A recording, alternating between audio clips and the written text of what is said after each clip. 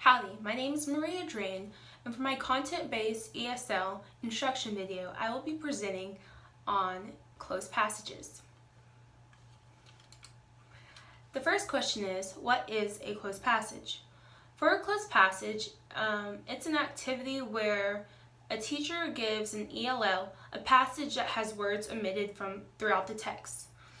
Learners then must fill in the blank using their background knowledge of a subject and reading comprehension. The materials needed for a closed passage activity is first the closed passage, and second is a writing utensil. The purpose of this ESL method is to test students on their reading comprehension, vocabulary, and/or grammar. This ESL method can be utilized across all proficiency levels. For beginning ELLs, teachers remove the least amount of words from the text, and also they may provide a word bank. Besides that, teachers can provide students with a side-by-side text translation that includes the student's native language. For intermediate ELLs, of course, less scaffolding may be given by the teacher. The student may also be given a longer passage with more words omitted. For advanced and advanced high ELLs, there is less scaffolding given, and also the student may be tested more on reading comprehension and vocabulary rather than grammar. For the advanced high students, no to very minimum amount of scaffolding, of course, is given. And then also the reading passages may be longer and more words may be omitted from the text. This method can also be utilized across all content areas. It can be used in math, language arts, science, and social studies.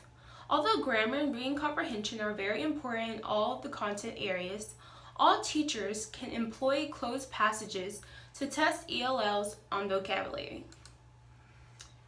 The content and language objectives that I chose, or that I came up with, was that the student will demonstrate the planets in the solar system and list their positions in relations to the sun, completing a closed passage. The language objectives that I came up with was that the student will use the correct grammar and content-specific academic vocabulary in writing. The student will also recall the main ideas, vocabulary words from the reading. And I came up with these by taking the TEKS 3rd grade section 8D, where it says the student is expected to identify the planets in the Earth's solar system and their positions in relations to the sun. And for the ELPs, I chose the reading ELPs. Students will show comprehension of English text individually and in groups. Students will also show comprehension through basic reading skills. And for the listening ELPs, I chose students will write using newly acquired vocabulary, and students will also spell familiar English words.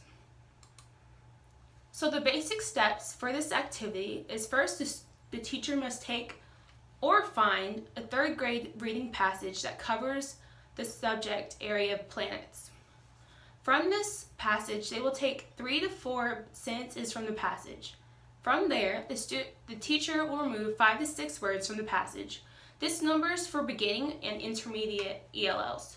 For the advanced and advanced high ELLs, the teacher will remove 10 to 12 words from the passage.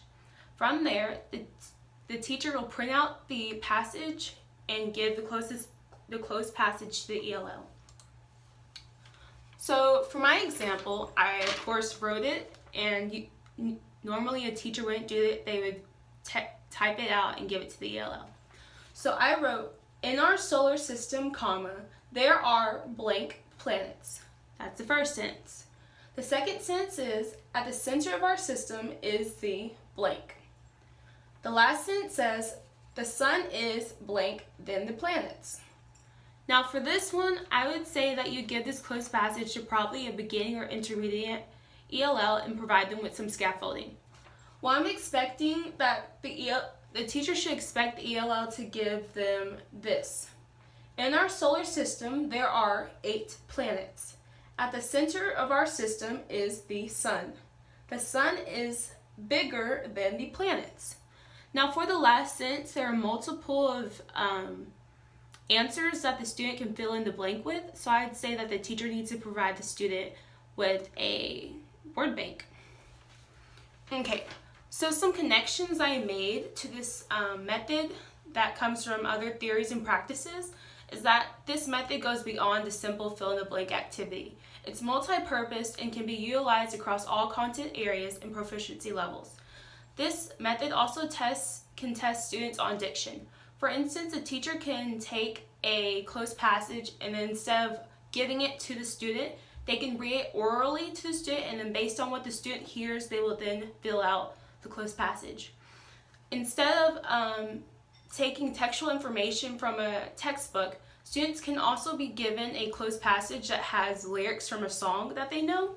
So by doing this, it may engage the student more and allow the student's affective filter to go down. The student will be more, into completing the assignment.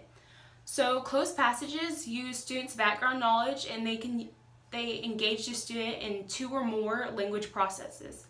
So again, my presentation was on closed passages. My name is Maria Jane. Thanks, and Gig'em.